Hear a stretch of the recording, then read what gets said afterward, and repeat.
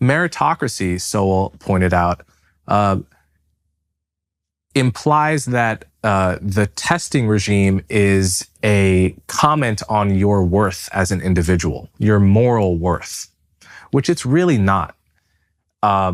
If I do better on the SAT than you, that doesn't mean I'm a better person all around. All it means is that I'm better at the tasks associated with this SAT, which predict that I'm probably going to do better than you at a university on almost any subject. I'm going to do better than you at law school, and I'm probably going to do better on the LSAT.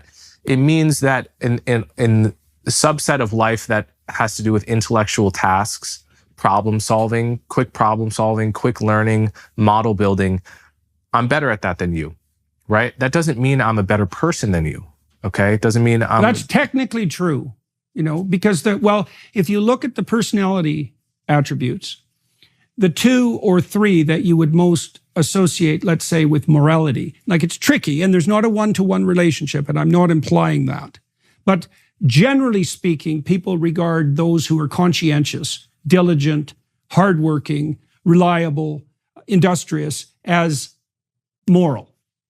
Now, that's not the only dimension of morality, because you also have agreeableness, and more people who are more agreeable in our society, at least, are also deemed more moral because they're more caring, they're more empathic, they're more polite. And so you could even see conscientiousness as the conservative virtue and agreeableness as the liberal virtue, if you wanted to. It doesn't matter.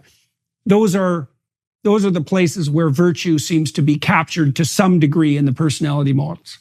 There's zero correlation with IQ, like zero. Interesting. Right. So technically, yeah. Well, and so another way, and it's very important, the case that you're making to discriminate intellectual capacity, let's say, or merit from moral worth, because it's also the case that the intelligent have their temptation, right? The evil figures of mythology are always stellar intellects gone spectacularly wrong. That's why it's always the evil scientist in the modern mythologies, right? All the enemies of the superheroes are evil scientists. They're all evil geniuses. And that's because, to your point, general cognitive ability is not only not associated with morality per se, it's worse than that in a sense, I think, Coleman, because it is definitely the case that higher general cognitive ability confers upon you a tremendous advantage in a complex society, because you can learn faster, and the differences are not trivial. It's the biggest single difference between people is general cognitive ability.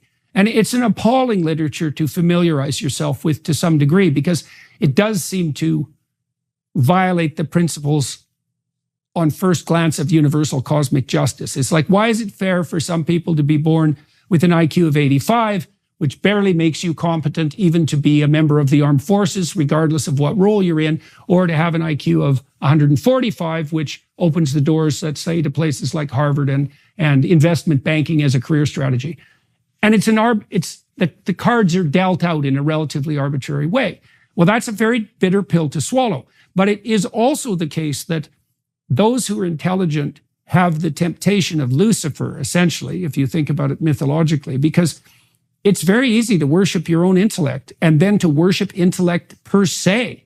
And that's a very, very dangerous thing to do, to develop that sense of wounded intellectual pride if people aren't bowing at your feet, or even the presumption that merely because you've been gifted with intelligence, because it's not something you earn, you've been gifted with intelligence, that means that you're of stellar moral character. That's simply no. I was really shocked in my clinical practice, with this quite regularly, because I had some people in my practice who were definitely in the lower quintile of intelligence, let's say, very, very impaired, unable to read, certainly unable to use a computer, virtually unemployable, regardless of how much effort was poured into that. Yet often unbelievably admirable in their ability to bear up under the complex and stressful conditions of their life without being bitter or resentful, while still being of service to other people. It was really shocking to me to watch that. and a reminder that just because you're intelligent doesn't mean you're good. And we do in our culture, and the leftists are particularly egregious in this regard, I would say, to casually elude general cognitive ability with moral worth. If you have a materialist viewpoint, that's a very easy thing to do. It's a very easy thing to do. It's a hard thing to fight against. Yeah. But it's a pernicious problem. I have a question for you. You said, and I think it's right, and I feel it too, that observing the vast difference between the intellectual skills people are born with is a bitter pill to swallow. And that the more you learn about it, the more you despair at the unfairness of the universe in some way.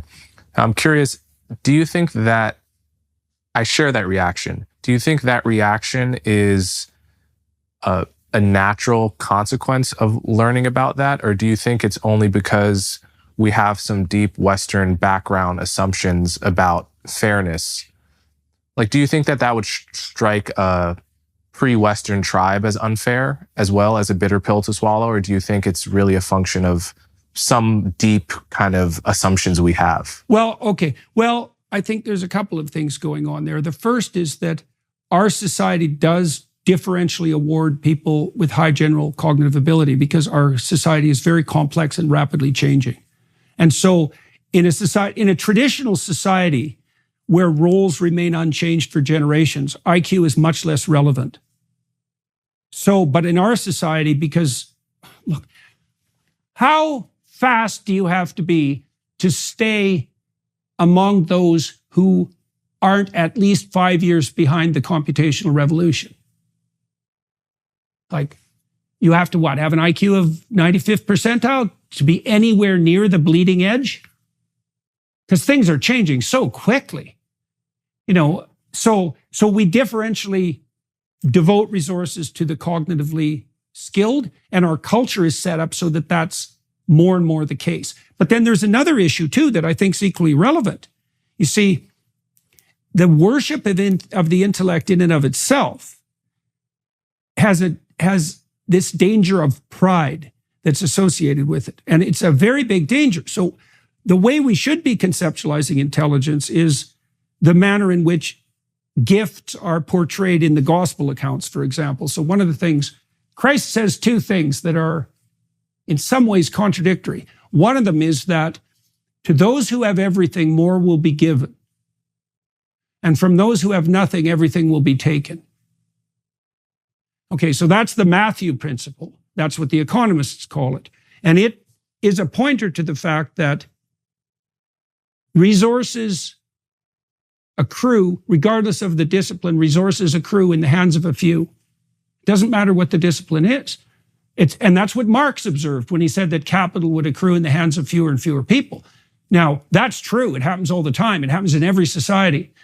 And it doesn't matter whether it's a capitalist society or a socialist society, by the way. And so he attributed that to capitalism, which meant he misdiagnosed the problem because it's way deeper than capitalism. But it is the case that rewards are differentially distributed. Okay. And that those in the higher echelons of the cognitive distribution are more likely to accrue those rewards. But there's another statement there that's also relevant, which is that to those who have been given much, much will be required. And so this is a very useful thing to know. So like I had clients in my clinical practice who were very creative. Now that's also an innate proclivity. So creative people, they have a wide ideational space. So one idea is likely for them to remind them of many other ideas and many distal ideas, and they tend to be rapid at generating such ideas. And that's probably something as fundamentally biological as threshold for co-activation of adjoining neurons, right? It's that low level. Okay, now, so let's say you're gifted with creativity. Now, let's say that you don't exercise that responsibly. You don't pursue your creative mission. It turns into your enemy.